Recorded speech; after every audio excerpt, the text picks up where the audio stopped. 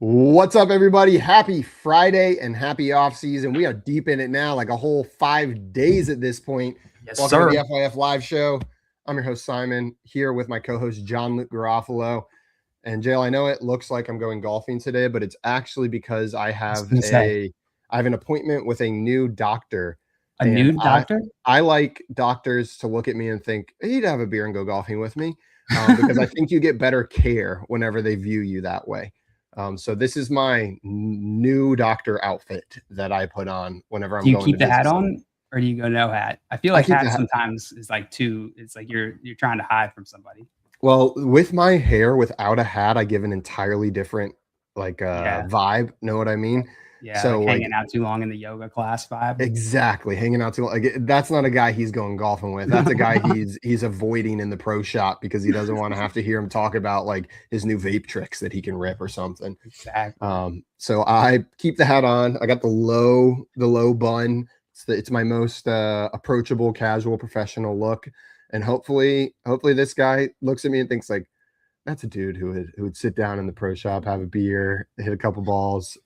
I feel like you'd go to a golf course and they'd be like, who is this guy with the low man bun? 100%. I do not. Every time I'm at a golf course, I'm physically uncomfortable and everyone looks at me. Wild. We got late round in here. What's up, JJ? Welcome in. Yo, glad to have you here. Joey said, I went golfing last week. I hit 2 good balls. I stepped on a rake. Hey-o. I hate the raking of the sand in golf. It's like my least favorite part about golfing because I want to go in the sand pit, but I don't want to do the work to clean it up. Dude, did you see?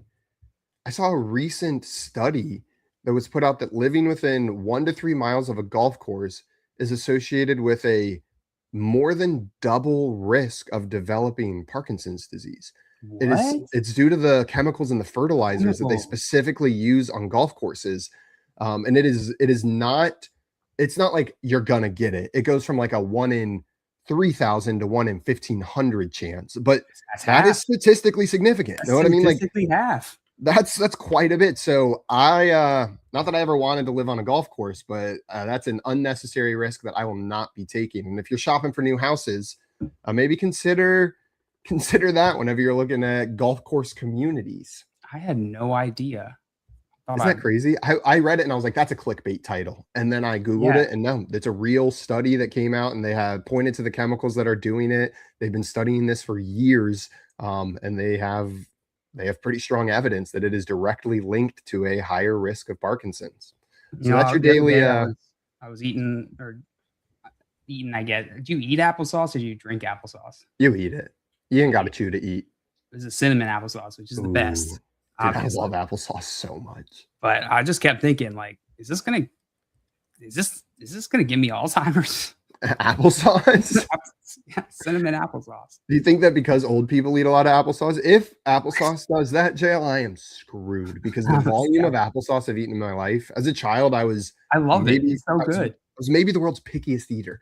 Like, truly didn't eat anything. I called myself a fruitarian because I didn't eat vegetables or any meat until I was like 20. And it was like a 50% applesauce diet, like applesauce and French fries. Applesauce. If you haven't tried it, potatoes and applesauce are elite together. The Dutch figured that out a while ago, and everyone else should follow suit. It goes so good. Late round said skull. Skull. I agree. Skull. Oh. Well, Joe, we had right up to that cliff, and then I hesitated right as I fell off of it, JJ. we had a former QB that maybe we thought was retired come out with some interesting statements on a podcast recently. I want to play this video for you and then get some thoughts. It is a vertical video, so either turn off your camera or be ready to have your face on the sides of it as well, like yesterday. Moral of the story, would I come back? The answer obviously is yes. Good. Okay, great. But I have I had to say no a couple of times so far. Yeah, Will, we know that. Do you have any purple and gold? Go Lakers. Oh, yeah. That's what I mean. It's Laker season. That's right. I told you this. It hasn't changed from the first interview that we did. Tell them. Okay. Tell the people. All right. Would I do it? Yes. Would I do it for anybody? Absolutely not. Nope. There's no way. I know. From experience. In the last couple months, he would not. So stop calling unless you're serious. Unless you're trying to make a run at this thing. Yeah. Right? The confetti falling. Listen, the Lombardi in the sky. That's what we're after. Okay. Yeah. That's what we're after. So would I do it? Absolutely, I would do it. I told you two things. I'd have to be healthy, and I would want a chance to win a Super Bowl. That's two pretty And good obviously, factors. that's a tough thing to find. That's hard to do. That's not easy. I'm gonna tell you right now, though. I know you're healthy. So So he says What? he needs to be healthy, which he is, and it needs to be on a contender. You can take this one of two ways, I think. Is he willing to be a backup on a Super Bowl contending team? I don't think so. That wasn't what it Doesn't sounded sound like to me. Didn't sound So like he's- his co-host would tolerate that. No, David Carr said we've had enough. Oh, of that's his brother? That's his brother. Yeah, that's his Oh, brother okay. sitting there co-hosting it with him. Biggest bust in NFL history. So they say. I will not put that moniker on you, David Carr. I You were remember more you than that. teaching me that little historical fact, Simon, when we were in some random little like tchotchke shop in Texas, and I picked up this Derek Carr bobblehead. It's just like a store full of just trinkets and stuff. You've been there. You've definitely been to this. Oh yeah, yeah, and we got lots of trinket shops here in San Antonio. And that's how I learned about Derek Carr. Biggest bust in NFL history, apparently. Dude, 40 to sign. with Derek Carr, there's one team that jumps to mind that we saw make it more than one round into the playoffs this year with some of the most abysmal QB play I've ever seen. And I'm not giving up on this quarterback that is the starter of David Carr's former team, the Houston Texans. CJ. But that's the only team in the NFL that I think is good enough to make a run at the Super Bowl with a quarterback of Derek Carr's quality behind the helm. And I don't think they're doing it unless CJ Stroud gets injured late in the season and they have no other options, a la Phillip Rivers trying to take over for Daniel Jones and save the season for the Colts. Right. Yeah. I mean, if he's a backup behind CJ Stroud, that would be cool for him, I guess. But it feels like there's a lot more backup situations with contenders than there is starting positions. You mentioned the Vikings, the which one in the chat says Derek Carr and the Vikings makes sense. You think that would solve the Vikings' problems? That would solve their Sam Darnold hole?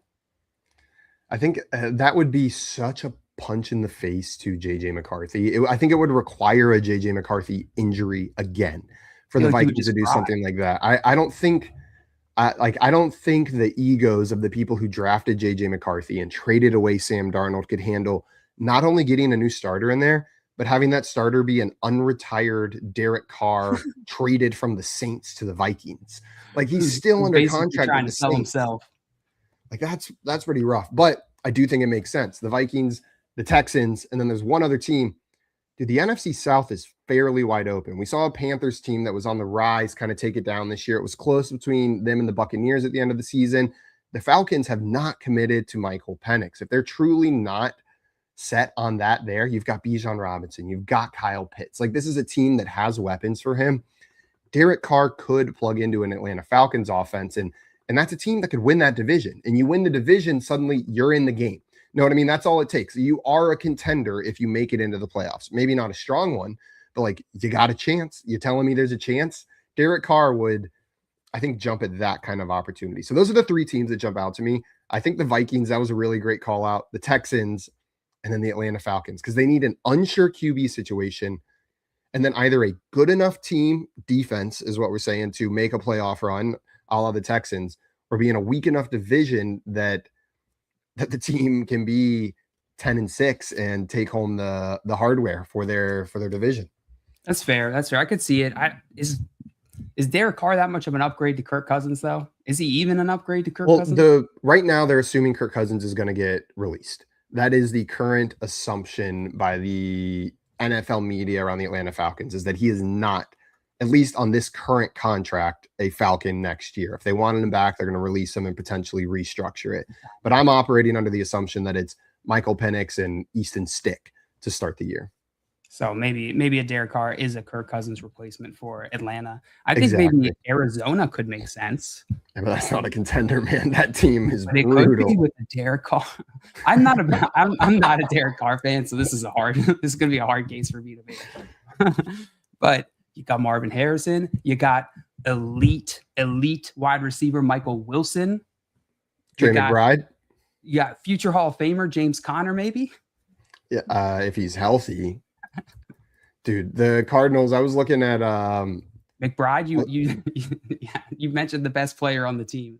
dude, I was looking at their end of season stats the other day, the Arizona Cardinals, and I think they forgot you're allowed to run the football is what I ended up coming to. Like all of them got injured. It was like every running back. Well, even the people that didn't do, their leading rusher was Michael Carter with 333 rushing yards. It felt like they kept dropping them and repicking them up throughout the season. Absolutely absurd. And then Amari DiMercato with 312, Zonovan Knight with 269, Kyler Murray with 173, Jacoby Brissett with 168, Trey Benson with 160. Dude, I don't think there's another team in the NFL that had as many rushers over 100 but under 500 in NFL history. Like, it's absurd. That team, you're right. That team is not the most well run. And you know what? I completely forgot about epic Jacoby Brissett, the man, the clarinet player himself. He's way better than Derek Carr now. He probably is way better than He's Derek awesome. Carr.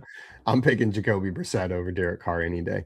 I still randomly in the morning shower sometimes I'll just randomly be like Jacoby Brissett. Dude, that was just a morning show thing. I used to do that in the morning show. Just say Jacoby Brissett in the shower a bunch of times. There's certain quarterbacks that just stick in your mind. On my computer, in my photos folder, I have a headshot of Geno Smith just saved. And quite often at work, I'll have to, while sharing my screen, test out the new photo upload feature on some of our products. And the first photo that pops up always is Geno Smith. So every single time I do it, I just put a giant headshot of Geno Smith on whatever it is that we're presenting at work. I love that.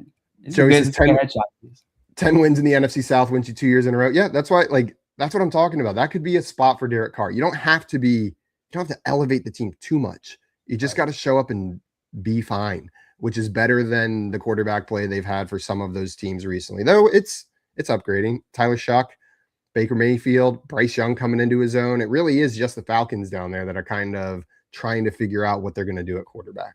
Oh, man. Bringing back Derek Carr to the Saints just to make it confusing for Tyler Shuck would be really fun. Just mix up that quarterback competition between Spencer Rattler and Shuck. He is still under contract there. For him to go someplace else, they either need to release him or trade him. So, that would be how it works. Man, we'll see. We'll see. I think if it happens, it's going to be a Phillip Rivers type situation where it is like a pulling case of emergency. Yeah, and then he gets hurt, and then they're like, okay, who's left? And then they go for Derek Carr. Sorry, go ahead. No, I was going to say that was wild. It kind of felt like they were just trying to sell themselves. If I'm healthy, I'm a contender. If you're not gonna do it, who the hell is? Yeah. John Luke, I mentioned the other day to you that I came in last place in my work league. Absolute last place in a PPR fantasy league, 12 out of 12. And I wanted your help to figure out what went wrong. I pulled up my draft, and I don't know how much of your help I need figuring out what went wrong as I'm looking at these picks, but I still wanted to get your take on it. I'm going to pull it up here. My team was called the Lone Star Losers. Got it through a random name generator that I put in. I fed it with the prompt, I'm the only one who lives in Texas. And I lived up to the hype that I set for myself. So this was the draft, a 14-team draft. I drafted 5th overall, snake draft, back and forth. And when you look at these picks, it is look at my first 3 picks.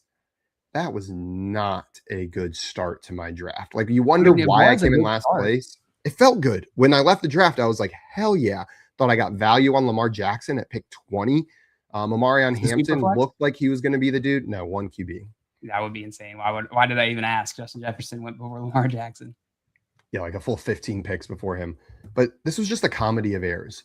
Justin Jefferson, the wide receiver that we thought was QB proof, apparently not. Apparently, JJ McCarthy proofed the QB proof wide receiver. He made him into something that we didn't think he could be. And I went back to look at Justin Jefferson's season, 21 overall in PPR, but on a points per game basis, usually that's the saving grace, right? These guys, they were injured a little bit, blah, blah. No, he went down. He was wide receiver 30 or 35 on a points per game basis. It was just a bad season from arguably the most talented wide receiver in the NFL. Was there any way I could have seen that coming, or was this just? I mean, you could have seen it coming for sure. They got rid of their workaround solution with Sam Darnold, and it was again a question mark, and JJ hasn't proved it yet. So hadn't proved it yet, because this is worth talking about. Like, the point in time you're making these decisions was at the start of the season, so we didn't know a lot of this stuff was going to happen. Those first 4 picks, in my opinion, were not bad given where we were at the start of the season. Justin Jefferson, great first round pick. I don't know who else was available, so it's hard for me to say, like, maybe could have went a different player there, but because there was risk with Justin Jefferson, we knew that. Lamar Jackson, I mean, I think most people widely had him as the QB1 or expected him to at least be in the top 3. That was just kind of a fluke. Nobody was really expecting the Ravens to just break down the season. He got Harbaugh. You got Don't you put this on Harbaugh? I'm just kidding. I was just trying to get a reaction out of the Ravens. Harbaugh got Harbaugh'd. Harbaugh got hardballed. Omarion Hampton, great pick in the 3rd round. If he wasn't injured in the middle of the season, he would have been amazing. His first 4 weeks were delightful for us Omarion Hampton drafters. And then we got to my first good pick. Yeah, my first good pick of the draft. The first one that I hear what you're saying. The first 3 weren't bad picks when they were made, but they turned out horribly. That 4th pick was the first one of my first 4 rounds where at the end of the season, I look back and go, great pick. And I think that's the crux of why this team failed. Know what I mean? To go through your first 4 rounds and only have one guy at the end where you're like, oh, he helped me in this league, he was a positive for my team, is pretty brutal, man. Yeah. And then I went Chiefs heavy with the next 2 picks, and I identified the wrong wide receiver on a team that struggled offensively all year. It did not work. Isaiah Pacheco was the wide receiver. Rashee Rice was on track to be like a top 5 guy before he was out. He was suspended this year, but then he was suspended. And then they didn't really have a guy. It was Travis Kelce catching most of the balls over there. I feel like Xavier Worthy had a strong second half to the season before, if I'm not mistaken.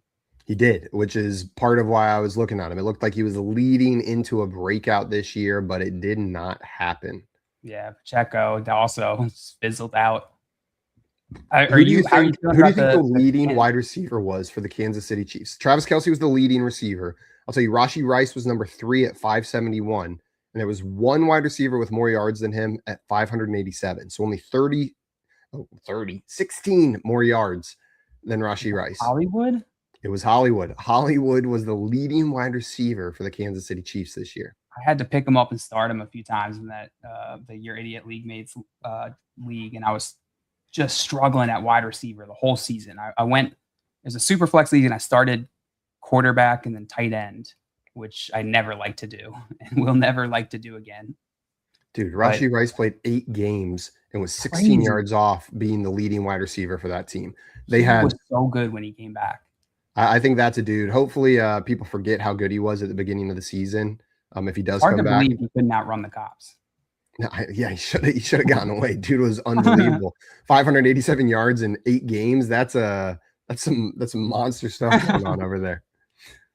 And he had some rushing attempts, 20 yards on 5 attempts, but that's not too much to. What do you think going into next season? Are you going to be like hands off on the Chiefs? No, because I think we're going to get some. Okay, actually, I'm going to take draft. Obviously, will change it. Draft will change it, but unless Rashee Rice is going at a value, I'm hands off on all of the other Chiefs wide receivers. Looking at their stats now, they've got 1, 2, 3, 4 guys not named Rashee Rice between 300 and 600 receiving yards. That is a recipe for fantasy poo-poo on your team. You don't want a wide receiver that's part of this platoon that any given week can be the dude who gets 80 yards and then doesn't see that again for another 3 weeks. They go to Juju Smith-Schuster. They go to Tyquan Thornton. They go to Xavier Worthy. They go to Marquise Brown. I'm probably hands off unless it's Rashee Rice. Yeah. I mean, Rashee Rice looks so good. Is he really that good? I think so. I think so too. After this year, I think he is. Yeah, after watching what the rest of the wide receivers did there after he left, I think so. The second half of this draft isn't as embarrassingly bad, but I didn't hit on really anybody in this second half. Evan Ingram was fine. Evan Ingram was decent. Rome Odunze was okay. See, that's exactly what I'm saying. It's a lot of like, oh, he was fine. Nobody that was going to help me win given this first half of the draft. I want to see the draft board for this league because I feel like it's hard to see just your your team, like it doesn't look like a terrible team off the bat, but maybe if I see the other teams, I'll be like, yeah, okay, you should have probably did better than that. Dude, it was Good morning, Dame. Welcome in, my friend. It's good to see you. what up, Dame? Well, West I don't know Coast, how to West navigate Coast. Yahoo Fantasy. So Okay. I don't know. I don't know how to find that draft board. Otherwise, I probably would have put It's that in impressive. here specifically. I can sort it by team or I can sort it by round. If anyone knows how to see the draft board for your historical league on Yahoo Fantasy, DM me and then we'll take a peek at that later. Did you keep the Seahawks throughout the season? No, I streamed defenses. I went up and down, tried to play matchups. They picked it up in the second half, but they were good for a large portion of the season. Let's see, what defense did I end with on my team? The Jaguars was the last I almost team. said the Jaguars. I almost just said it right before you said it. Damn it. I should have said it. Yeah, that was the last defense that I ended with, but that is evidence that I was definitely just streaming D's throughout the entire year. Streaming D, yeah. I think a Maybe couple evidence. lessons I learned from this, Joe. You already pointed out to one is don't underestimate risk in the first round, no matter how slight you think it is. There's value in that first round pick getting you almost guaranteed value. Of course, there's no such thing in fantasy football, but there were other guys up there that didn't have the question mark at quarterback that Justin Jefferson did. All right, take the hindsight out of it. What decision could you have made differently, given the information that you had? That's not hindsight. What could you have noticed differently? I think I could have not avoided running backs in the first round. I think there was running back value to be had. I think a Jahmyr Gibbs, a Bijan Robinson, a Derrick Henry, because I viewed wide receivers as safer than running backs, which we've seen through our little top 12 consistency thing the past couple weeks isn't necessarily true. Wide receivers get hurt. Just like the top 12 wide receivers have been heavily defined by who stayed healthy over the last 2 seasons. The season feels like in an individual season, sometimes we get like metas, like, okay, this was the running back season, like Jonathan Taylor, CMC, and Bijan. Neither of those guys really got injured that much. Last season, CMC and other people were hurt. Jonathan Taylor. I could have drafted Jonathan Taylor right there. Know what I mean? And he was the player that was on I saw an ESPN article highlighting the players that were on the most teams that made the playoffs across all ESPN leagues. Jonathan Taylor was the number 1 player that was on the most teams that made it. CMC number 2. He was just so good. But then Jonathan Taylor was the player that was number 1 on that list. The other one is, as fun as it is to draft these dual threat, high value QBs early, it's also exposing yourself to so much risk unnecessarily. And I feel like you've been on this train for a while. You haven't said Lamar Jackson is bad. You think Lamar Jackson is going to be great. You even said that pick makes sense. It's a good enough pick. I don't think you would have made it. I think you would have said, I'm not doing that there, and I'm going to take my guys at the end of the draft. I'm going to grab a Daniel Jones and a Trevor Lawrence at the end. I'm going to grab a Baker Mayfield in the 12th round and see what I can roll with. And you would have had a better quarterback situation than me the entire year. Yep. And shout out JJ in the chat, because he's the one that taught me that. Late round quarterback, it's a strategy in 1 QB. It's his name. It's his name, baby. It's his whole identity. It's been built around this one strategy. Fine, JJ, I'm in. Late round quarterback. I learned my lesson. Idiot. You know what? I say that, and then I'm going to be sitting on the clock, and Lamar Jackson is going to be staring me down. Josh Allen, you're going to be like, he's so cute. No, Josh Allen is not cute. He looks stinky. You're right. You think Derek Carr is cute? I think Derek Carr has crazy eyes. We have different tastes. I think he's got absurd eyes that I just can't stare away from. I'm not saying he's like overtly handsome. Don't try to rewrite history. You have been on record on this show saying Derek Carr is the handsomest man in the NFL. I would never say he's more handsome than Darren Waller, ever. I think Darren Waller was also handsome in that conversation. Okay, so maybe I'm just saying. Handsomeness, but I'm just saying you put him in the same category as Darren Waller. Don't you lie to me now. That's fine. You can say that, but to say that I think he's more handsome than Darren Waller is a bold-faced lie. Nobody said that. Nobody around here said that. You said that. You said that I said Derek Carr was the number 1 most handsome man in the NFL, and I know for a fact I would have said Darren Waller because that is one of my strongest takes. That's one of my most opinionated takes. You idiot. That Darren Waller is the most handsome man in the NFL. I bet whatever I said about Derek Carr immediately followed. I said something like, "Those eyes, man, it's all in the eyes." I like how you think your fixation on his eyes somehow saves you from this take. It doesn't.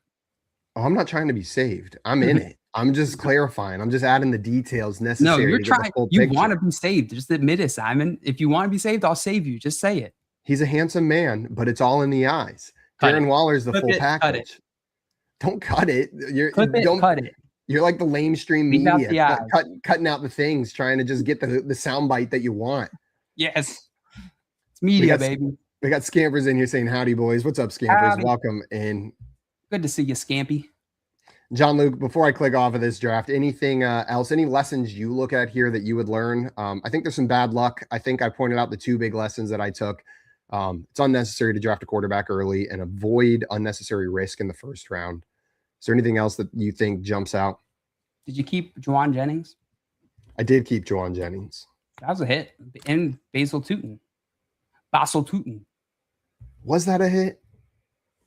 Kind of. Kinda. At 10th. Yeah. That's where I would have went quarterback probably. I mean, he had 307 rushing yards, 5 rushing touchdowns. Yeah, like I guess that's fine to grab a guy in the 10th round. Like he's startable, but that he wasn't doing me any favors. He was just good at, he was keeping me in 12th. Yeah, no, that's fair. That's a good point. And then that Cleveland RB situation just did not pan out either. Turns out Quinshon Judkins was the dude. Yeah, he was. Though Yes, there was he a was. report coming out about him that his recovery is not going well. It was from Tony something, someone that everyone hates in the media that says always gives like shitty reports. What's his name? Tony two-timer. I can't think of it. Tony something. Tony maybe starts with an R, but people are upset about that he's in a heavy walking boot still, that he has not progressed past that. And at this point in his recovery, he should be out of said heavy walking boot. So keep an eye on that this offseason. Maybe he likes how it feels. Oh, look at this draft board. See, you got the big boy draft board. I got the big boy draft board. I brought this up since I mentioned the league a little earlier. I figure there's probably some hindsight lessons you could take from it. Some similar players here. The Amari and Hampton pool is that the only one. Quinshon Judkins way down here. Oh, scooping value. Yeah, that's where That stayed me. that's This late beautiful draft. right there. This late draft, the Quinshon Judkins, Ray Davis, and then Jackson Dart and Wan'Dale Robinson. Wan'Dale Robinson was like a top 12 wide receiver this year. That's wild. The Stephon Diggs pick wasn't bad. You got some points there. Yeah, it didn't work. It didn't play out the way I thought. Not as high volume as I suspected, but I probably should have seen that coming off of the leg injury that he had. But I think they approached his usage this season really well in terms of just trying to get the most out of him. They would like use him half during the game and just kind of keep him fresh throughout the season, but just kind of use him as this like little knife dagger to get these middle of the field catches. It's pretty sweet, and they got him to the Super Bowl. Not all the way, but close. No, all the way to the Super Bowl. Dude, Diggs had a rough week. There's rumors coming out him and Cardi B broke up. Like, tell me that. I was like, because of the Super Bowl, lost? Yikes. She's like, no, it's something else. Apparently, they were broken up before. And I'm like, well, that's why he lost then. She was at the Super Bowl, but left early. She was there, but not for her boy. Oh, brutal. I look at this, and the first thing that jumps out at me is like, with you going quarterback tight end at the beginning to start and then having your third pick get injured, you really put yourself in a tough position. His first non-1,000-yard season ever. Like that was a rough. You put yourself in a rough position at wide receiver and running back. Too risky. Yeah, I put myself in too risky of a position to start. I should have put myself in a broader position to start, so I could have moved around. And I realized it after I made the Brock Bowers pick. As soon as I made the Brock Bowers pick, I was like, oh no. I think I texted you like, I just made a big mistake. I was about to say, now that you say that, have a strong memory of you being very upset about that pick that you made. You texted me and be like, I don't know why I took Brock Bowers. I don't know. I still don't know why. I think the wide receivers were going and I got sniped, and then I was left without a player, and I was like, oh no, I don't like any of the skill position players right here. And I got stuck in a gap. And it just didn't work. He was the tight end. Right in and filled it in. Yeah. It's the tight end 11 this year. Yeah. But on a points per game basis, he was the tight end too. He just didn't play all his games. But here's the thing I learned about tight end this year, Simon, is that the tight ends are getting good. there's more better tight ends than there used to be, it feels like. And the tight end advantage wasn't as strong as I thought it would be in the one tight end, non-tight end premium league. I didn't get as much mileage on Brock Bowers or off Brock Bowers that I thought. Part of that is the injury for sure. And he definitely showed how he separates himself from the other tight ends, like when he had that 40-point week. But I was going to say that's doing some heavy lifting in his average now that I'm looking at how the season went for him. But you're right, JL. It was really just Trey McBride who kind of separated himself. 18.6 points per game in a PPR league. Then a big drop off. But then there was 1, 2, 3, 4, 5, 6, 7, 8, 9, 10 guys that were between 11 and 15 points per game. I know that's a fairly large range, but you're happy with a tight end that's getting you 11 to 15 points per week. And I feel like that hasn't been the case in past years. I'm going to verify that real quick, but I think you're right. It used to be like the big three and then this huge drop off, and it doesn't feel like we're getting that anymore. Yeah. I mean, you got these other guys, Tucker Kraft coming in, fill in. Jake Ferguson was like top 6, it felt like, throughout the season. Kyle Pitts finally did something. Kyle Pitts.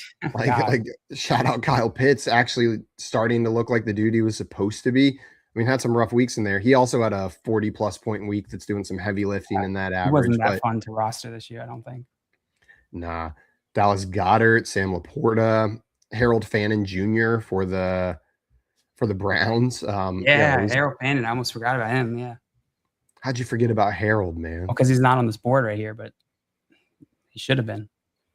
But to your point, similar to quarterback, tight end is a position now where it seems like if you don't get Trey McBride, maybe just punt, man. Like maybe just wait. I mean, is Trey McBride going into the same situation Brock went into last year? Like his offense is getting dismantled a bit. Yeah, but the thing that helps me there is that offense was already so bad. But you had Kyler, who's athletic and talented enough to make things happen. He's not great quarterback overall, I understand, and he's short. He's a short king, I understand, but he's at least like a little, like, I don't know, like a 3/4 Lamar Jackson. Height-wise or skill-wise? Or both. Both. All around wise. All around, 3/4 Lamar Jackson. That's Kyler Murray. Kyler Murray for you. Oh, excuse me. Sorry, that was disgusting to do right now. Yeah, thank you for that. What if him and Tua went to the same team and they did like a 50-50 split strategy? Like, oh, I thought you were going to say they did a Dragon Ball Z fusion, like David and Joku, and just turned into one guy. That'd be hilarious. Is the one of them run off the field or from out of bounds on the field to celebrate, or are they both on the field at the same time? Tuller Tagovailoa, I think is what I would call him. That wasn't what I thought you were doing. I'm so glad it was. Tuller Tagovailoa. Nailed Clip it. And they're going to be the starting quarterback for the Arizona Cardinals next season. Yep, We will. We'll have to see what happens with Tua. There's reports coming out that the Dolphins are getting close to a decision on what to do with Tua. Like that was the most recent report. How vague can you be? Clearly, that means he's not going to be their starter next year. Yeah, so why don't you just say that? But I like the vaguity in the reports. Do you think this Dolphins head coaching and GM arrangement? Do you think they're here longer than 3 years? I think it depends on if they hit on. What'd you say? Take a prediction right now. I'll say yes. 2 years. I'll say yes. That this head coaching staff is still in place over the next 2 years, but I think it's going to be heavily dependent on if they hit on their next quarterback. Yeah. If they get a guy in there, because they've got pieces all around to be a good team, but they need a good quarterback. Especially playing in division with Josh Allen and Drake May. Like that team has to have a competent offense. And without a good quarterback, it's going to be really difficult for them to do it. Yeah. We'll see. Jeff Hafley putting some hope in you. Maybe it's optimistic thinking for my boy Tim. Yeah. Why didn't they hire Jeff Holy? Why'd they just get the half? I don't know. Should have hired the whole guy instead of just Hafley of them. Or at least Kyler Murray get 3/4. Get him. Maybe those teams just swap, and suddenly Kyler Murray's the answer for the Dolphins, and Tua's the answer for the Cardinals. Yeah, That would be wild. Sometimes it's like a Daniel Jones, sometimes that's just how it works. Just need to change the scenery. Baker Mayfield, Sam Darnold. We've seen it a couple times. Josh Rosen. Oh, oops. That one didn't work. Oh, man. Couldn't have happened to a better guy. I think that's it for us today. John Luke, anything else before we jump off on this Friday? No, that's all. Thanks for hanging with us. We love you.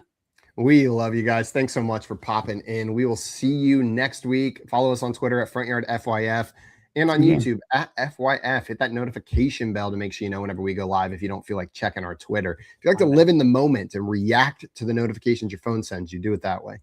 Until then, though, enjoy your weekend. Watch some football reruns. We'll see you guys next week.